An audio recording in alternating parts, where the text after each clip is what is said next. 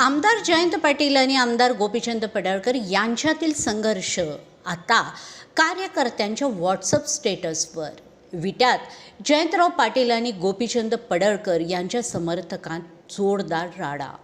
Padalkar समर्थकांकडून transport and ट्रॅव्हलच्या ऑफिसची तोडफोड. सर्व घटना CCTVमध्ये कैद. दोघांवर गुन्हा दाखल. सांगली जिल्ह्यामध्ये सध्या राष्ट्रवादी शरद पवार पक्षाचे ज्येष्ठ नेते जयंत पाटील आणि भाजपचे आमदार गोपीचंद पडळकर या दोघांच्यामध्ये संघर्ष सुरू आहे. हा संघर्ष आता समर्थक कार्यकर्त्यांच्या व्हॉट्सअप स्टेटसवर जाऊन पोचला. जयंत पाटील यांचे समर्थक महेश कुपाडे यांनी आपल्या स्टेटसवर त्यांच्या नेत्याच्या भाषणातील काही मजकूर ठेवल्याने गोपीचंद पडळकर यांच्या समर्थकांना याचा राग आला.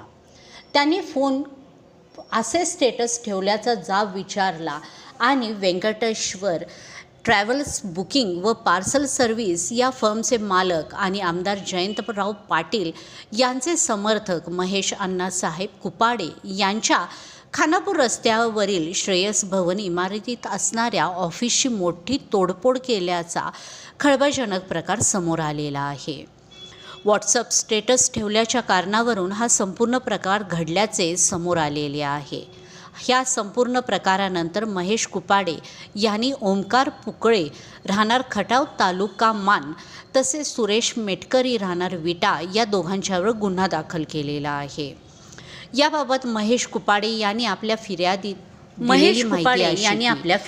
पुकळे नामक सध्या त्यांनी CCTV फुटेज सोशल मीडियावर व्हायरल झाले. पडळकरांची माफी माग असे म्हणे आमदार महेश कुपाडे यांना शिवीगाळ करू पाटील त्यावेळी मी चुकीचे काही केलेले नसून मी कुणाचे नाव घेऊन स्टेटस ठेवलेला नाही, त्यामुळे मी माफी मागणार नाही असे उत्तर दिल्याने कुपाडे यांनी फिर्यादीत सांगितले आहे. त्यानंतर काही वेळानंतर विट्यातील सुरेश मेटकरी यांनी फोन करून तू गोपी शेठबद्दल काय बोललास असे म्हणून तू विट्यात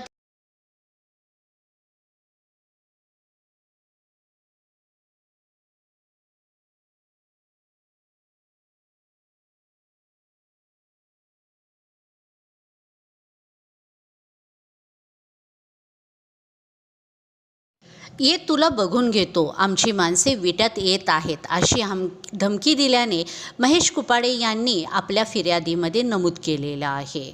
त्यानंतर व्यंकटेश्वरा ट्रॅव्हल्स ऑफिसमध्ये घुसून चेहरा झाकलेल्या अनोळख्या 4 लोकांनी हॉकी स्टिकच्या साहाय्याने थार गाडी, ऑफिसच्या काचा, 2 मॉनिटर आणि प्रिंटरसह अन्य साहित्याची तोडफोड करून 3 ते 4 लाखाचे नुकसान केल्याचे